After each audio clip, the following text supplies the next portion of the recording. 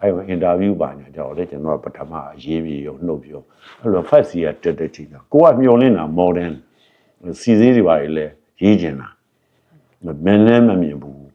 ကြောင်းရောက်တော့ကြအဲ့ဒါမျောနေတာဒါမှဘာမှမရှိဘူးခဲနေပဲစာရေးရတက်နေလို့စိတ်တည်ညစ်တော့အဲ့မှာဟို second year တို့တော့ကျောင်းဆင်းသွားပြီးသားလူတွေကလည်းအဆောင်ဟာလွတ်လပ်တာဆရာကြီးစီမှာအဲ့ဟိုသူတို့ကလည်းအဆောင်မှာလာနေကြတာလာနေကြတော့အဲ့လူတွေကတချို့ modern ရေးတဲ့ကောင်တွေပါကျွန်တော်မန်းလေးတင်မောင်ဦးတို့တွ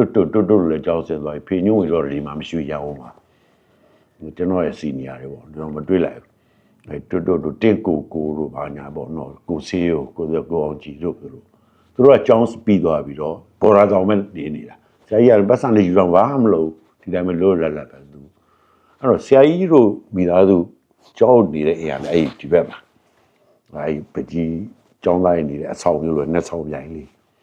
အဲ့မှာနေတော့အဲ့ရဆရာကြီးအန်တီမြတ်ရဲ့တူဆွေတန်းဆိုတာရှိသူတို့နဲ့နေတော့ဆွေတန်းနဲ့ကျွန်တော်တို့ရွယ်လို့ဆိုခင်ညအဲ့တေမောင်ဦးတို့ကုန်ခင်ညတော့ဆရာကြီးအိမ်ဘက်ကိုဝင်ထွက်ဖြစ်လာတယ်မှာဆရာကြီးရေးထားတဲ့ပကြီးကားလေးပါတွေ့တယ်အဲ့အချိန်မှာဆရာဦးခင်မောင်ရင်ကအမြဲလာတာဆရာကြီးစီသူကသိတဲ့ဘောကြအဲ့ပကြီးเจ้าနေကနေအဆောင်လေးလာလာပြီးသူကလည်းပကြီး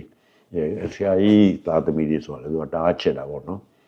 အဲ့လိုနေဆရာဦးခင်မောင်ရင်ပကြီးကားတွေဝန်းပကြီးကားတွေ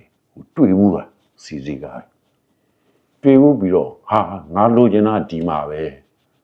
ဘောနော်တင်နန်းမှာငါလိုချင်တာမရဘူးဆိုပြီးတော့ဖြစ်တယ်ဦးအေးကျော်ကြတော့သူကလက်တွေ့တွေရေးခိုင်းတာတော့သဘောတရားတွေအများကြီးပြောတာနားမျိုးထားပါတော့အဲ့မှာကျွန်တော်ကဟွာအဲ့ဆရာကြီးအိမ်ဘက်ပဲခဏအဲ့ဆွေတန်းလို့တင်မောင်းလို့သွားတယ်အဲ့မှာတင်မောင်းလို့ကျောင်းဆင်းသွားတယ်လူတွေကလည်းနန်းရှိမှာအိမ်လေးတိတ်ငါပြတာတို့ရန်ကုန်ဆင်းပြတာတို့အဲ့အောင်တော်မူထဲမှာအဲ့အိမ်တိတ်ငါပြီးတော့သူတို့ပြရန်ကုန်ဆင်းပြမယ်ပွဲကြတော့စုပြီးရေးကြတာကိုတော့ကြည့်အားကြတာပေါ့နော်ကျွန်တော်ရဲ့မြင်ဆရာတွေကျွန်တော်အားကြခဲ့ရတဲ့ဆရာတွေပဲအကုန်လုံး